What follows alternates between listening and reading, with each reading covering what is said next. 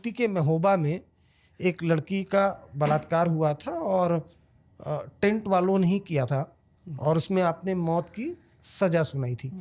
क्या वो केस था, कैसे वो ट्रायल चला और कैसे, पूरा एकदम डिटेल में आप हमें बताइए। असल में एक शादी हो रही थी, तो वहाँ टेंट के वर्कर्स लोग आए हुए थे, तो वहीं एक लड़की थी, देखने में आकर्षक थी, तो लड़के शाम से ही उस पर निगाह रखे हुए थे, 2 लड़के थे। तो किसी वजह से वो जब कहीं खेत में गई, गांव में आपको पता है बाथरूम नहीं होते हैं, तो वहाँ गए तो उन्होंने उसे रेप किया, उसके बाद उसका सिर कुचल के मार भी दिया। नॉर्मली मर्डर केसेस में जो रूटीन में सजाएं होती हैं, हम आजीवन कारावास करते हैं, उसमें केवल 2 ही सजाएं, आजीवन कारावास या फांसी, मृत्यु। इस केस में जो मुझे विचलित किया जिस चीज़ ने, वो ये था कि लड़की प्रेग्नेंट थी, जिसका हाँ, तो इसका बलात्कार किया, followed by murder and that too a pregnant lady. तो I took no time in avoiding death sentence. किस तरह से वो केस चला, मतलब पूरा विस्तार से हमारे दर्शकों को बताएंगे आप, क्योंकि भाई पहले ही जब पूरा जब केस हुआ तो उसके बाद पुलिस ने चार्जशीट फाइल की, पुलिस ने चार्जशीट की, उनको बेल हुई नहीं थी, अरेस्ट जेल में ही थे। कितने अक्यूज थे, कैसे? 2 अक्यूज थे। हाँ, तो मुझे याद है ये घटना है 2007 या 8 की होगी, जब मैं महोबा डिस्ट्रिक्ट था, 17 साल पुरानी बात है। 2 अक्यूज थे, तो बेल उनके नहीं हुई थी, जेल में ही थे वो लोग। तो जो वहाँ गांव के लोग थे उन्होंने गवाही दी, गवाही में उसके पहचाना गया, नाम लिया गया, और वो गरीब थे, ये बात सही है, वर्कर्स थे, लेकिन अब क्राइम इतना हीनियस था कि कोई स्कोप नहीं था उसमें कोई कम सज़ा देने का वाला।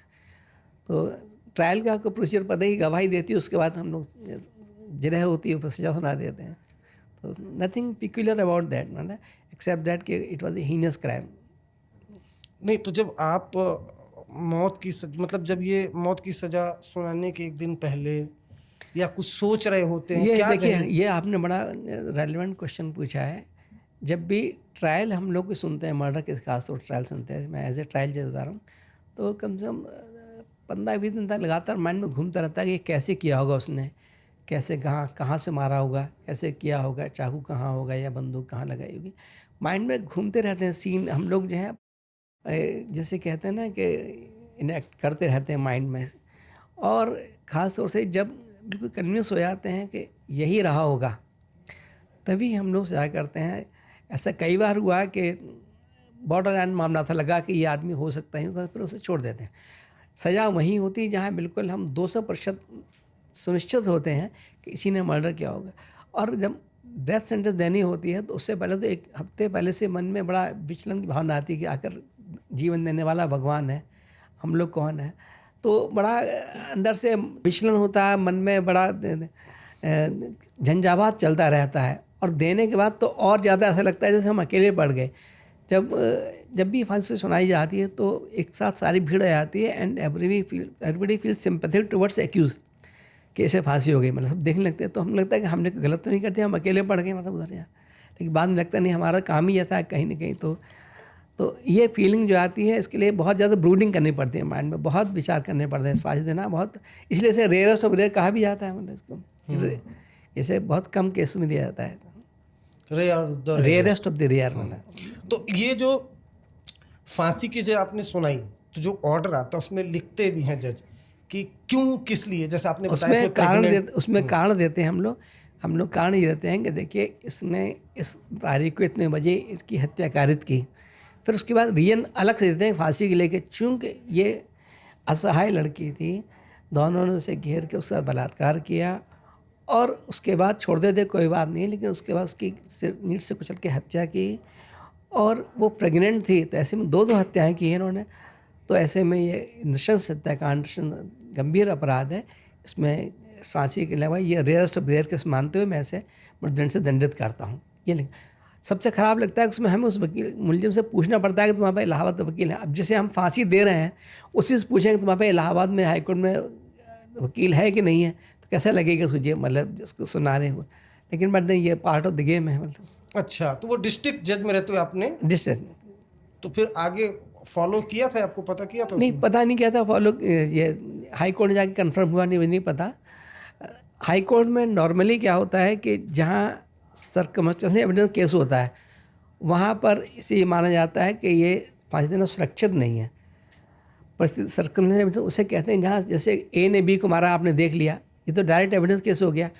अब ए बंदूक ले जा रहा था, सी मरा पाएगा, रास्ते में किसी ने उधर जाते देखा, एक्चुअल मर्डर करते किसी ने नहीं देखा, तो ये केस है परिस्थिति एविडेंस सर्कमस्टेंस पे डिपेंड करता है। तो इसमें ये मानता है खोजता हूँ गलती हो गई हो, मान ली ऐसा ना हो, तो इसलिए फिर फांसी उसमें नहीं देते हैं मतलब। तो हाई कोर्ट नॉर्मली इसे कन्वर्ट कर देता है आजीवन कारावास में।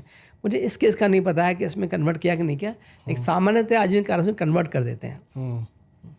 मतलब फांसी की सजा मोस्टली वहीं देते हैं जहां डायरेक्ट एविडेंस है, परिस्थिति जन्य साक्ष्य में सामान्यतः इसे कन्वर्ट कर देते हैं आजीवन कारावास में मतलब।